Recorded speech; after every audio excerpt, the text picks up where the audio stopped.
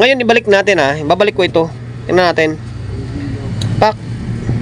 Yan, ibalik ko lang itong yung isang supply lang, main supply lang. Okay, malalaman naman natin 'yan sa may valve Tingnan natin. Okay. Ayan Grabe yung buga niya Halos nagsushort yung dating niya Di ba? Ganyan yan. Pag binunot mo yan, magiging normal yan. Pansinin nyo. Di ba? Nag-normal siya. Balik tayo sa papiso-pisong gawa. iMix na si Tin. Eto, bad news hindi ko pa rin mapapatino to. Iwan ko ba? Hirap na hirap ako dito. Yan. At least sinasabi natin kung hirap tayo, hirap, di ba? Hindi tayo nagbubuhat ng bangko. KKA na si 30. Medyo malala lang din kasi problema niya. Ngayon, nung napagana ko siya, yung isang channel, medyo mahina yung isang channel niya. Naubos na yung oras natin, kalating araw na. Kapag ganun sa shop, na kalating araw na hindi mo magawa, kung merong ibang gawain, gawa ka muna na ibang gawain. Kasi malulugi ka sa upa. Ayan, pasensya na. iMix na CE18. Okay, galing Tagig, kay Migo Mapa. Mapa yung pilido niya. Galing Tagig pa to. Okay, galing Tagig. Shoutout Migo Maraming salamat sa pagkakatiwala mo ng unit mo rito sa akin. Bali, kapwa ko rin Ilonggo to Sa totoo lang guys, 70% na customer ko is more on kababayan ko or kapwa ko Ilonggo. Yung 30% is mga ibang kwan na yon.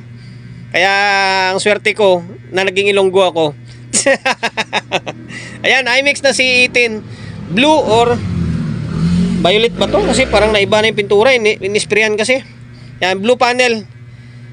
Ang issue nito ay parang nung una daw umiinit. Umiinit daw kaya inihang niya Yan, nihang lahat dito. Ngayon, pinilit yata hanggang sa pati yata yung isang channel bumigay. Okay, alamin na lang natin. Yan, iMix na si 18. Nakakalas na. Ngayon, ipa-plug in natin. Tingnan natin kung ano yung lalabas sa tawas. Okay, yan, naka-plug in na yan. Bahala ka dyan. Pasensya na kayo kung medyo magalaw itong camera natin kasi yung lumang cellphone ko to. Yung iPhone natin is nag-uploading pa sa video na i-upload natin. Okay, naka-normal naman. Parang malakas yung andar ng fan niya. Minsan kasi pag malakas, mataas yung bias. Tingnan natin yung channel ano to? Channel 1 kasi nandyan pa yung channel 1 niya nakakabit pa. Okay, dito okay, may bias siya. Ayan meaning channel 2 lang yung gagawin natin. Ngayon, baklasin natin tong channel. Yun lang ipapalabas natin or kahit ibaba natin ng konti. Sa totoo lang guys, halos lahat ng paggawa ito sa akin, mas gusto nila yung binababaan na konti yung bias. Kasi alam nyo naman, sanayan sila sa hatawan, tapos 4 ohms load. Ang itong problema na to na nakakalas, umiinit daw. Ngayon ibalik natin Ibabalik ko ito. Tingnan natin. Pak. Yan, ibalik ko lang itong yung isang supply lang, main supply lang. Okay, malalaman naman natin 'yan sa may valve Tingnan natin. Okay. Ayan Grabe yung buga niya Halos nagsushort yung dating niya Di ba? Ganyan yan. Pag binunot mo yan, magiging normal yan. Pansinin nyo. Di ba? Nag-normal siya. Okay. Ano pa ba? Baklasin na natin to. Tapos, alam ko may lista naman ako nito, mga bias nito Mabilis ang video lang ito. And then, pasensya na kayo kung umay na kayo sa video natin. Yung paulit-ulit na lang. Kailangan ko gumawa ng video na ganito para sa mga baguhan lang or sa mga ngayon lang makasilip ng video natin, di ba? Para kahit paano makapagbigay idea tayo once na may counter nila yung ganitong klaseng trouble. The same time, pangalawa na rason, meron tayong upload. Meron tayong kapiranggot na kita na dollar. Pangatlo, para makita ni bossing. Kaya nga dinala rito sa atin to kasi gusto nila makita kung paano gawin yung unit nila. Di ba? Diyan tayo kumukuha ng customer sa pagbablog. Ngayon, kalasing ko tong dalawa na. And then, ito is, iwanan natin tong isa para may reference tayo mamaya. Kinalas na natin yung board ng channel 2. Ang problema niyan, ito lang naman. Okay? Yan, ito lang naman. Sa mga solid follower, subscriber natin, kabisado na nila kung paano natin to gawin. Okay.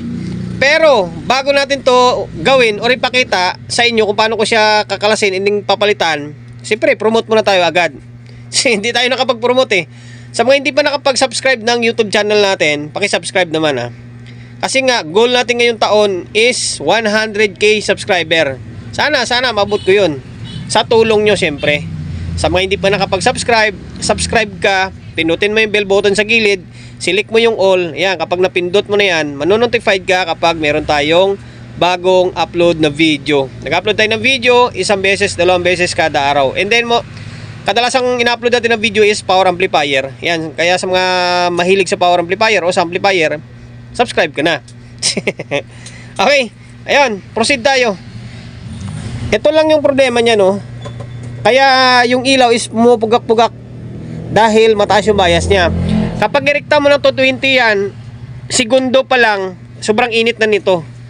Okay, sobrang init na. Tapos pag hindi mo siya binunod, automatic, masisira itong mga pyesa dito. Lalong lalala yung problema. Kaya nga nihang nila ni bossing to eh. Okay? Ngayon, ito yung sinasabi ko. Ito lang yung proseso ko. Pwede nyo pingutin to. Pag ganito, bali-baliin nyo lang. Pwedeng, ito. Gusto nyo ng mabilis. Ayan. Tapos, sabay pingutin to. Ito lang naman ang nagdadala ng init niya eh.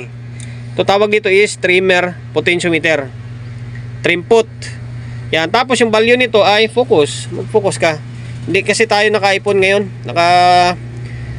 Lumang cellphone pa natin to. Although ito rin dati ang ginagamit natin sa pag-vlog. Value nito ay 302. Meaning 3K. Yan, 3K. 3K rin nakalagay sa board eh. Yan. 3K. Ang ginagamit na bias dito, alam ko 2K lang eh. 2K o 2.4. May wagang listahan rin naman tayo eh. Ayan, kapag naputol mo na siya, ang next step is i-fix bias natin para hindi na siya babalik or mas matibay na siya. Fix na lang, lalagyan lang natin ng resistor na hindi na siya adjustable. Nakarekta na lang siya. Okay? Ngayon, i-fix natin. I-fix ko, and then balikan ko kayo para mas mabilis yung video natin. Hindi ubra sa may 2.7, hindi ubra ng 2.4. Ngayon, eto, 2K. 2,000. 2K, 2,000. Yung bias na ginamit natin, red, black, red. Okay, yan o. Tapos, kung saan mo lalagyan, kaliwa, kanan lang. Gawing kaliwa, hindi gawing kanan lang. Huwag nyo nang pansinin sa taas, kasi yung taas na yan, karugtong yan, either kaliwa or kanan. Ayan lang ha. Ngayon, ito yung magiging kalabasan sa bias oh. Yan, yung kabila, nakakabit pa rin yan. Ito, kinabit ko na rin to eh. Yung supply lang na mataas. Okay? Para masukat natin yung biasing niya. Pansinin nyo yung bulb oh, nawala na oh. Hindi na siya pumupugak-pugak. Kuha na siya, stable na sa dim or wala na talagang ilaw. Ngayon, ito siya. So, ayan, 0.26 lang ha. Okay? Sa 0.26. Ngayon, ito yung Teka lang. Oh, halos pantay lang oh. Ay. Gagi, disgrasya pa. Oh, binaba lang natin ng minimal lang na baba. Mga 1 millivolt ang binaba niya, 0.27 to 0.26 lang. Okay? Ayan, 2K ang ginamit natin. Ayan, 2K. Ayan, sa mga gustong gayahin. Yun lang diskarte, pipingutin nyo lang siya. Tapos lalagyan lang ng fixed na 2K. Sa ganitong trouble baka mamaya may iba pang problema. Sisihin nyo ko sabihin bakit di umubra. Kapag ganito lang na umiinit, ayan lang. Okay, ngayon, same process. Kung anong ginawa natin dito, yun lang na i-apply natin sa may kabila. Kasi hindi naman pwedeng i-fix natin ito ay hindi. Diba? Kasi ganun din yan, masisira din yung trimmer niyan. Sirain kasi itong trimmer na to, yung kulay dilaw na to. Pahamak ito. Kayong iba sabi nila bakit hindi pipihitin na lang. Kayo, bahala kayo kung yan yung diskarte nyo. Di, okay sa inyo. Akin, iba-iba tayo ng diskarte. Yun diskarte ko eh. Ngayon, kabilang channel naman. Naglagay na tayo ng fixed bias din. Hindi ko lang pinakita kung paano siya pinutol, paano nilagay. Kasi haba lang yung oras natin. Ito siya oh. Yan. And then, paliwanag ko lang kung bakit ko pinifix na pwede naman palitan ng eksaktong trimmer. Okay? Ito, paliwanag natin ng maayos. Dati ginagawa ko rin yan. Way back pandemic days pa. Ginagawa ko na yan. Ang problema kasi kapag binalik mo sa trimmer, yung itong klaseng trimmer, ay hindi rin tumatagal. Kasi nga sirain yung itong klaseng trimmer, yung kulay dilaw na to, lalo mga bagong labas. Ang matitibay ng itong kulay, yung sa mga nickel. Yan, sa nickel, sa krill, ang titibay. Pero ang ganito ngayon, wala to. Useless. Okay?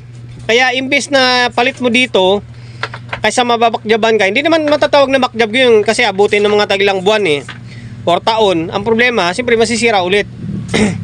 Kaya mas maigi na i-fix mo na lang siya. Kung ano yung, kasi kinakalibrate pa rin naman natin kung anong gusto mong bias, so di yan ipapalabas natin, di ba? Ito kasi pang lifetime na ito. Pero hindi ibig sabihin na once na pinix bias mo is hindi nasisira. Okay, paalala lang, biasing lang ito. Nasa inyo pa rin paggamit yan. Okay? Ngayon, na-fix bias na natin. 2K inulit natin 2K. Ay, balik ko to. Tapos, ito, kunting-kunting linis pa. Sabay, audio test na tayo. Naibalik na natin yung isang board. Ayan. Ngayon, nagkabit na ako ng speaker. Ayan, may speaker. Tapos, ito, setup nito. Switch stereo. Ayan, 0.77. Tapos, yan, naka-stereo mode tayo. Laptop natin gumagana. Ngayon, switch on natin. Pansinin yung ilaw wala na yan, normal mode na yan Okay, naka normal mode na yan. Pansinin natin. O yun, bumaba yung protect nya. Ang tanong ko may audio. Sana may audio. Okay, channel 1. Okay, meron. Pati yung control, okay pa, goods pa wala pang sabit. Ngayon, channel 2. Okay, meron din. And then, yung control, okay din. Okay na yung control niya. Wala pang sabit. And then, kaya pang isagad siya. Okay, meron. Kahit isagad mo, meron pa. Yan. Okay, goods na. Papatagalin pa ba natin yan? Yun lang yung problema niya. Naway, nakapagbigay ideya tayo. Sa mga kapwa ko, technician lang ito na mga baguhan lang, syempre. Sa mga veterans, and then laging nanonood ng video natin, wala, very basic na lang sa kanila ito. Okay? Kung paano gawin yung iMix na CE18 na blue panel. Umiinit. Kaya lang naman tinanggal yung bushing yun kasi nga, para magamit yun sa channel, umiinit. Yan, ang pinaka-point is umiinit. Yun lang, yung trimmer, palitan nyo lang, or i-fix nyo lang. Pwede nyo palitan ng mismong trimmer, pwede nyo i-fix bias. Kung gusto nyo gayahin yung video ko, yan, i-fix bias nyo. Gaya nyo lang value na nilagay natin. 2K. Yan. Okay, sir ng taga-Tagig. Yan, okay na itong unit mo. iMix na C18. Inuulit natin. Maraming salamat sa pagkakatiwala mo ng unit mo rito kay Solid GTV. And then, dahil umabot ka sa part ng video natin na ito, at hindi ka pa rin nakapag-subscribe. Ano ba yan? Noon ka lang nanood kasi ng video ko Diba? Subscribe ka naman. Kasi goal natin ngayon is 100k subscriber. Sana makamit ko yung 100k subscriber sa tulong nyo, syempre. Subscribe ka, pinutin mo yung bell button sa gilid, select mo yung all. Ayan, kapag napindot mo na yan, manonotified ka kapag meron tayong bagong upload na video. Nag-upload tayo ng video, 1 beses, 2 beses kada araw. Okay? God bless and then peace atin lahat.